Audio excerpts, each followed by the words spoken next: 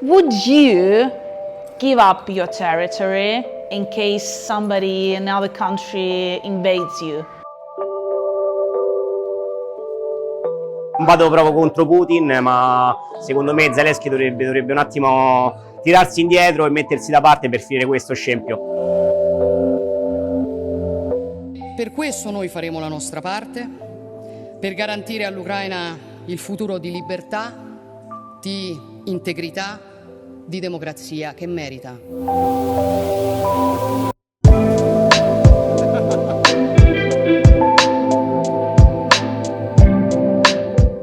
E temo che necessariamente debbano rinunciare a una parte del loro territorio per cercare di porre fine a una guerra che purtroppo non hanno vinto e non possono vincere.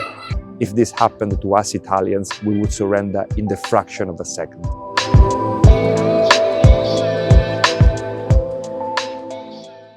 Buongiorno a tutti ragazzi, Luca here. What do Italians think about the war in Ukraine? Do they strongly lean toward my doppelganger Volodymyr Zelens'ky's side, or they're more undecided? I asked Italians and Ukrainians. It's going to be a very interesting journey. But before starting, please, if you like my work, consider subscribe to the channel. It's easy and it's free, but for me it's so important. Thank you.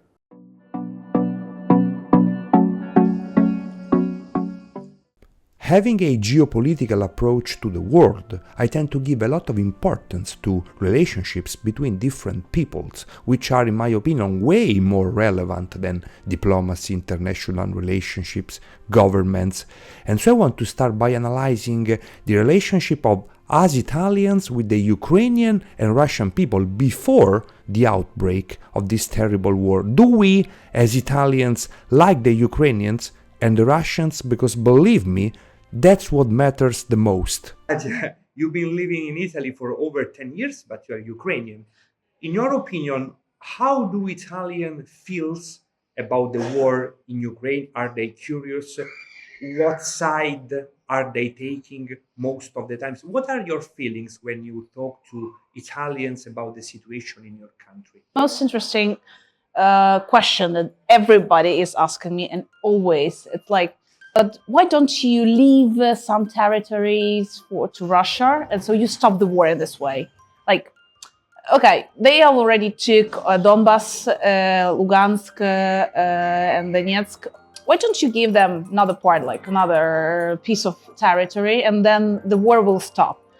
What was your answer? My question was like, okay, when a thief breaks into your house, decides to take a balcony and says, okay, this balcony is mine, okay?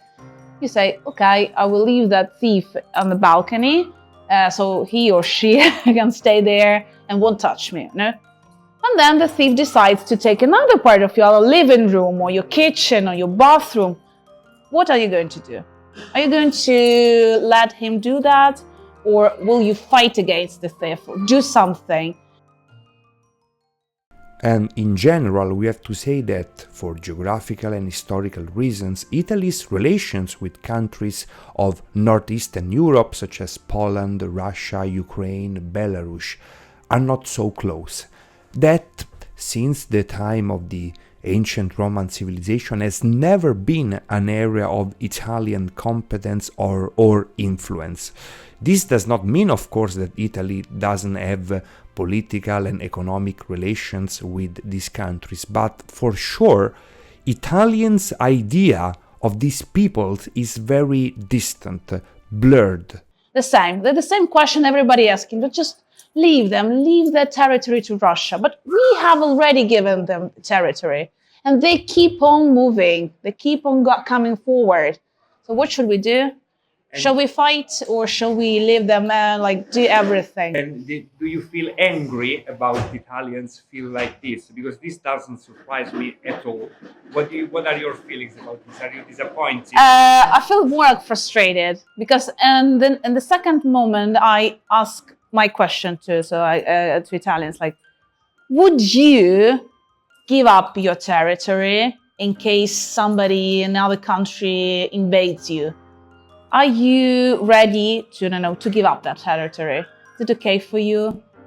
And I see only the smiles. Nobody answers. But because they would. And let's start with the Ukrainians. Before February 2022, Italy's political and commercial relations with Ukraine were peaceful but modest. From a commercial perspective, Italy exported only 0.7% of these products to Ukraine and received mainly wheat and seeds, but in quantities not comparable to other commercial partners. From a migratory perspective, though, the situation is very different. Even before the war, almost 250,000 Ukrainian citizens were resident in Italy, employed mainly in the elderly care sector. It is a very large community. But despite this, even today and even before the war, if you ask Italians what they know about Ukraine, they can't tell you much. The only universally known episode is the nuclear accident in Chernobyl in 1986, but at the time Ukraine was still part of the USSR. And by the way, that accident had a tremendous repercussion on Italy's energy policies, but that's for another video.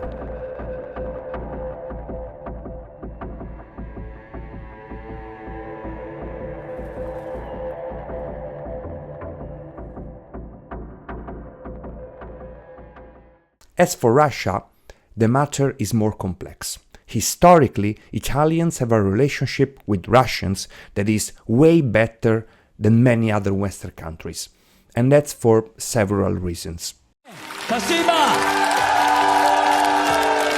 Io da casa subito ti chiamo, rispondimi presto, rispondi ti amo.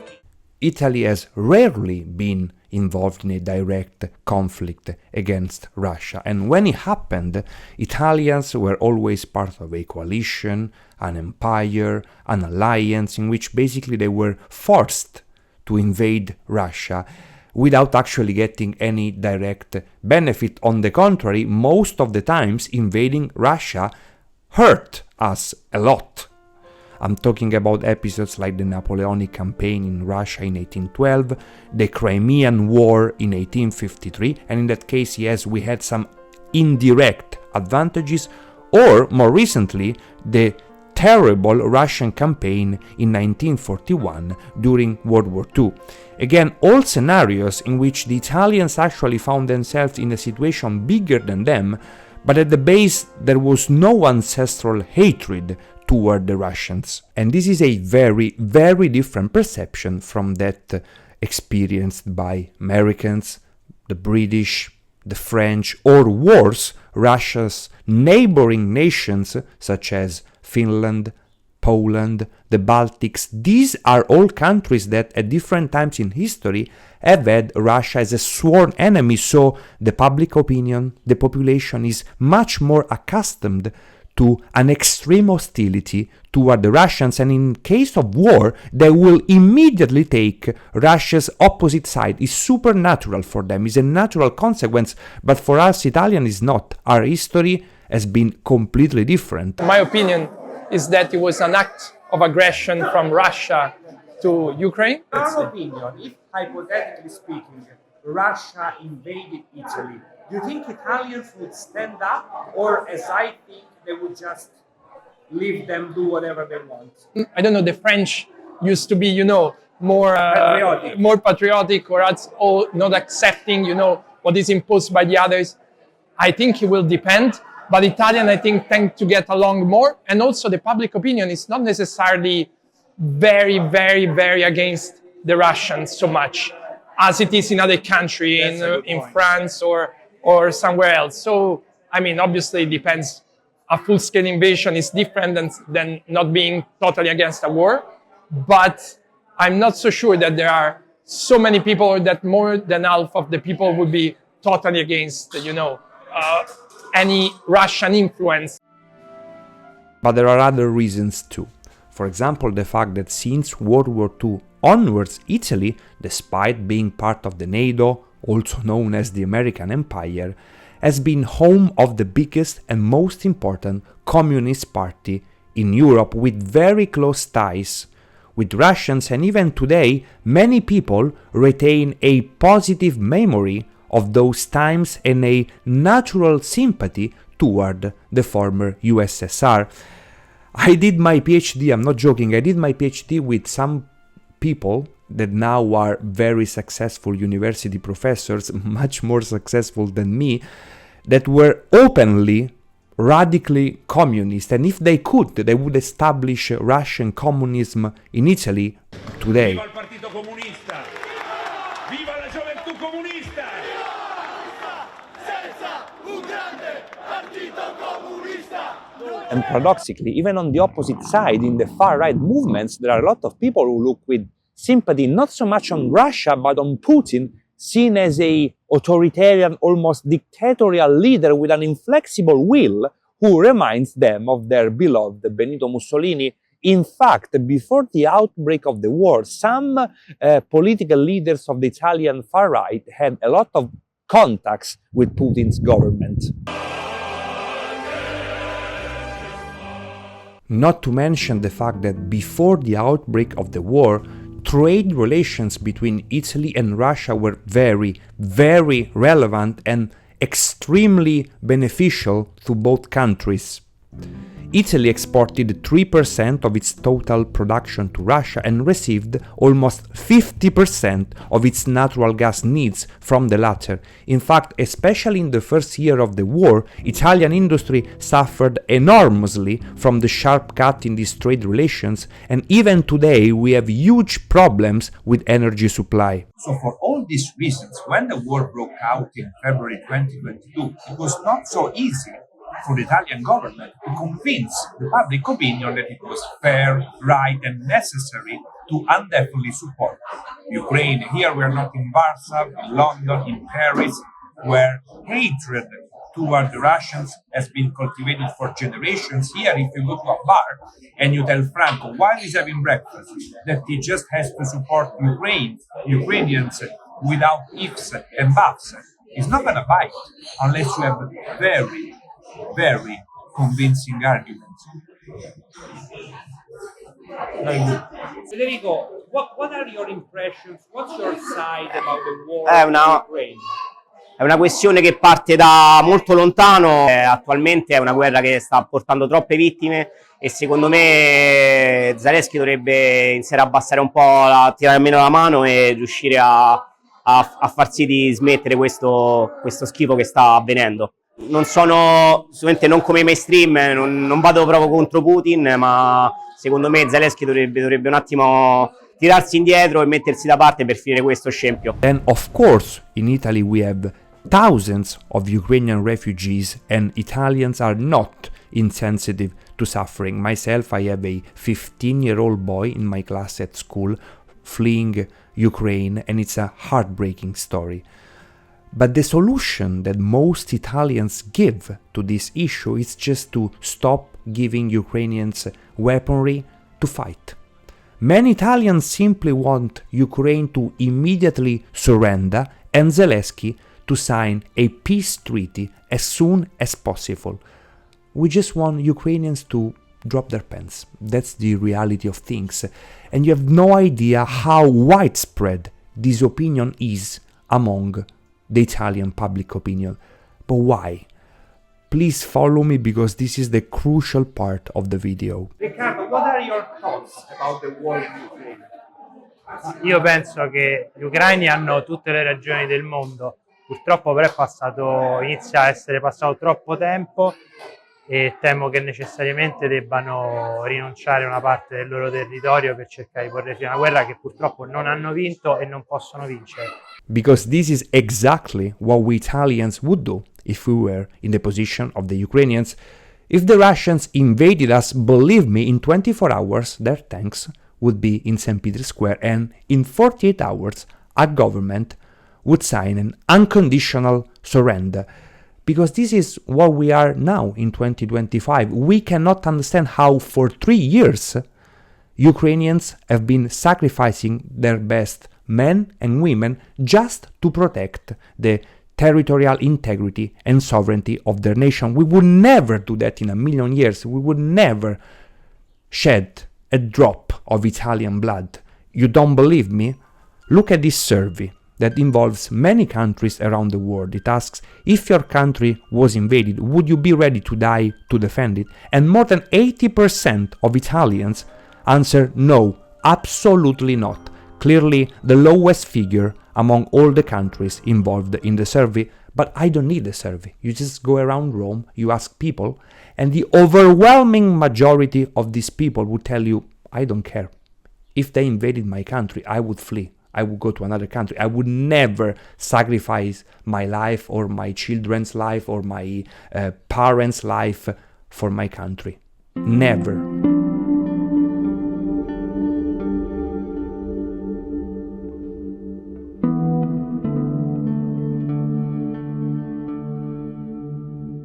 Here in Italy, patriotism has been dead and buried for generations, and it is only reserved to single aspects of our culture such as food or football. Here we are so accustomed as Italians to the idea that we are a satellite of a great empire that thinks about serious stuff such as our defense and security. For the rest, we don't want to have anything to do with, again, important matters of the world. We're happy to have a limited sovereignty so that we can focus only on trade, our summer vacations, the football match.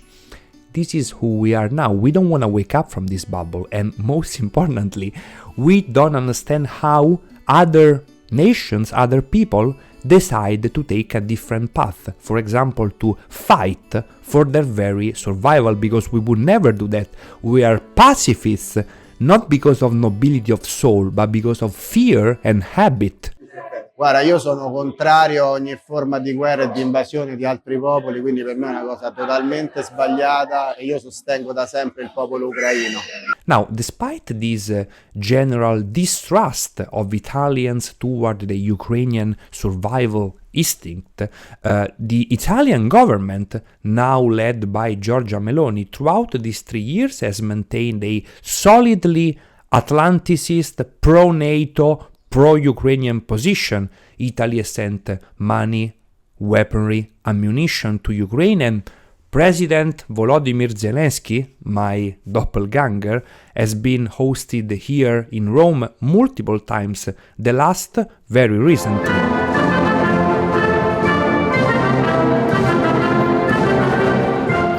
And if you're wondering why the Italian government so far has remained so loyal to the Ukrainian cause despite the many doubts among the Italian population, the answer is extremely simple. We don't decide. We are part of the American empire, and they decide the most important part of our foreign policy. And what can I say? We seem very happy with our limited level of sovereignty.